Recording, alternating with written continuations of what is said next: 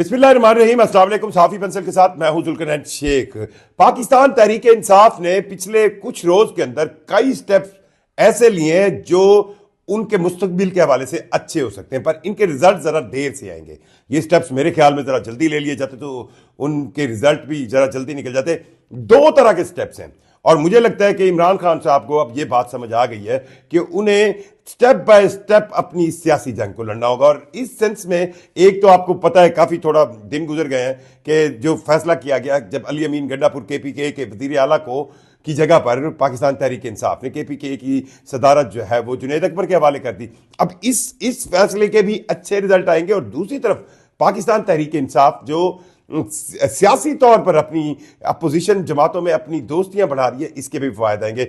और ये तो अब हुक्मरानों को भी बहुत ज्यादा चुभ रही है बात कि मौलाना फजलुर रहमान, जमीयत उलमा इस्लाम फजलुर रहमान ग्रुप और पाकिस्तान तहरीक इंसाफ सियासी तौर पर अपोजिशन सेंस में इकट्ठे हो गए हैं और उसके साथ साथ और पार्टियां भी आ रही हैं। और स्पेशली मैं बात करूंगा उन सियासतदानों की जिनकी रिप्यूट अच्छी है, जिनकी एस्टैब्लिशमेंट हो चाहे एस्टैब्लिशमेंट से बाहर हो, जिनकी बात को वैल्यू मिलती है, जैसे शायद खाकान अब्बासी साबिक वजीर आजम है, पहले वो पाकिस्तान मुस्लिम लीग नवाज से, अब वो अपनी पार्टी बनाए हुए हैं। इन दोनों फैसलों को थोड़ा सा अगर हम इलाबरेट करें, इनके क्या फायदे हो सकते हैं। पहली चीज तो यह है कि वो जुर्म की सेंस में एक बड़ी सिंपल मिसाल दी जाती है कि आप अगर कोई कत्ल हो जाए, कोई मर जाए और उसकी आपको इन्वेस्टिगेशन में पता ना चल रहा हो कि किसने कत्ल किया, तो सबसे पहला पॉइंट ये लिया जाता है कि उस कत्ल से सबसे ज्यादा फायदा किसका हुआ है, उस कत्ल से सबसे बड़ा बेनिफिशियरी कौन बना है। 8 फरवरी 2024 के इंतखाबात में, जिनको पाकिस्तान तहरीक इंसाफ कहती है कि वो इंतखाबात में उनसे जो है वो धांधली हुई, एज ए पार्टी भी वो नहीं थे, फिर फॉर्म 45-47 की कहानी आई और ये तो सबको पता था कि तहरीक इंसाफ केपीके के अंदर तो इतनी सीटें लेगी कि वो अपनी गवर्नमेंट बना लेगी। उस 8 फरवरी के इंतखाबात का जिस तरह इनकाद हुआ और जिस अंदाज में उस चीजें चल रही थी, तो उस सब का, उस तमाम मामलात का पहला बेनिफिशियरी तो खुद अली अमीन गंडापुर है। अब आप अगर दूसरे, जब वो वजीर आला बन गए उसके बाद से लेकर तकरीबन 1 साल तक जो उन्होंने पाकिस्तान तहरीक इंसाफ और बकौल उनके, उन्होंने एक तरफ एहतजाजी सेंस भी चलाया हुआ था, दूसरी तरफ वो वजारत आला भी लिए हुए थे और तीसरी तरफ वो एस्टैब्लिशमेंट से भी राब्ते थे और चौथी तरफ वो बाबाबू मौला जट की तरह भी करते थे।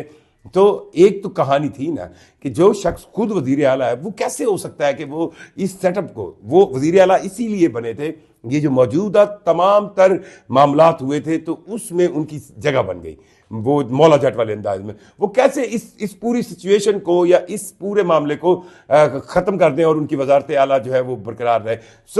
पहले तो मुझे यूं लगता है कि अली अमीन गंडापुर को अगर वजीर आला आप किसी को भी बनाएंगे उसको अपनी सीट प्यारी हो जाएगी, ये कोई नई बात नहीं है, ये एक फितरी बात है। एक तो पाकिस्तान तहरीक इंसाफ ने ये अच्छा किया है कि उन्होंने, अगर उनके पास एक सूबे की वजारत है तो उस वजारत पर किसी एक ऐसे शख्स को रखें जिसका काम ही सिर्फ वजारत के काम देखना हो, सूबे के काम देखना हो। और ये बहुत जरूरी है, ये बहुत जरूरी है क्योंकि आप जिस सूबे में तसलसल के साथ गवर्नमेंट करते आ रहे हैं, आपका वोट बैंक है, आपकी पावर है, वहां पर काम भी आपको करनी है। अली अमीन गंडापुर, अब थोड़े से मैंने देखा कि पिछले दिनों जब उन्होंने एंटी करप्शन के हवाले से नए कवानीन की बात की, अब एंटी करप्शन के कवानीन और ब्ला ब्ला ब्ला ब्ला, चलो कुछ काम करना शुरू करें। वो ना तो तहरीक इंसाफ के लिए सियासी तौर पर कुछ ज्यादा प्लस पॉइंट ला रहे थे, ना ही वो अपने सूबे के इमाम पर तवज्जो दे रहे थे। अगर उनको पार्टी पूछे या इमरान खान साहब बुलाकर ये कहें कि जी केपीके के हालात बड़े खराब हैं, आपने कुछ नहीं किया, तो वो ये कह देते हैं कि जनाब मैं तो पार्टी के मामलात और देखिए एहतजाज करवा रहा हूं और इसमें फंसा हुआ हूं। और अगर उनकी किसी भी हुकूमती या एस्टैब्लिशमेंट इदारों से रब्ता हो तो उनको यह पता है कि उन्होंने जो भी बातचीत करनी है उसमें अपनी वजारत आला बचानी है। जुनैद अकबर को बतौर पार्टी सदर लगाना मेरा ख्याल है एक अच्छा फैसला है। और जुनैद अकबर बड़े सोबर और बड़े, मतलब एक ऐसे मौला जट वाला स्टाइल उन्होंने नहीं अपनाया, पर वो दलीलन बात सही कर रहे हैं। और अगर वो कोई बातचीत पार्टी की एहतजाज से लेकर पार्टी के मामलात को करेंगे तो उनको पेट में दर्द नहीं होगा कि मैं यार वजीर आला केपीके हूं और मैं अब इस वजारत आला को बचाऊं। इस फैसले को लेकर तो मुझे लगता है पाकिस्तान तहरीक इंसाफ ने एक अच्छा स्टेप लिया।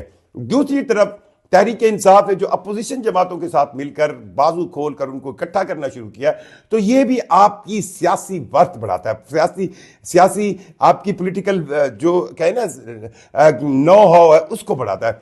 शाहिद खाकान अब्बासी समेत मौलाना फजलुर रहमान समेत ये वो लोग हैं जिनको आप सियासी तौर पर बिल्कुल पाकिस्तान के मंजरनामे से माइनस नहीं कर सकते। और ये लोग अब तहरीक इंसाफ के साथ अगर सियासी जिद्दोजहद कर रहे हैं तो जाहिर बात है, खाकान अब्बासी, शाहिद खाकान अब्बासी के बारे में तो मैं जानता हूँ कि वो साबिक वज़ीर आज़म भी रहे हैं और उनके एस्टैब्लिशमेंट के साथ अच्छे रवाबत है, अच्छे रवाबत है। और वो ऐसे रवाबत नहीं है जो ढके छुपे हों, ऐसे रवाबत है जो किसी भी सियासतदान के होने चाहिए। पाकिस्तान के अंदर सियासी तौर पर एस्टैब्लिशमेंट का एक किरदार था, है, रहेगा, और उस किरदार के लिए आपका एक अच्छा कॉन्टैक्ट होना जरूरी है।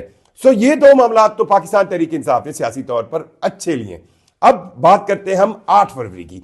8 फरवरी को इंतखाबात को होने में अब 1-2 दिन बाद ये पूरा साल हो जाएगा।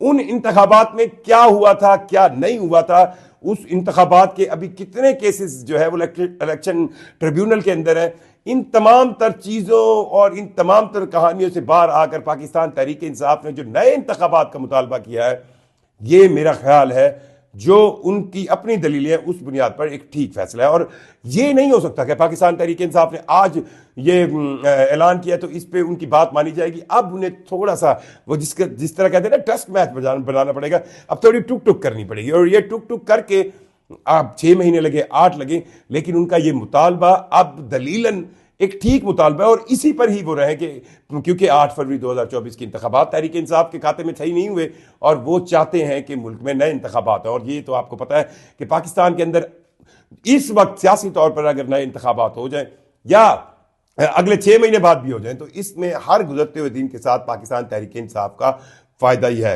इमरान खान साहब अब खुले खत लिख रहे हैं, बस इस चीज से थोड़ा सा मुझे यूं लगता है उन खुले खतों का कोई ज्यादा फायदा नहीं होगा। अगर उनके पास चैनल्स हैं जो बातचीत कर सकते हैं, उनकी बात अशराफिया तक पहुंचा सकते हैं, उन चैनल से वो बात करें और उन चैनल्स के थ्रू अशराफिया से रब्ता करें।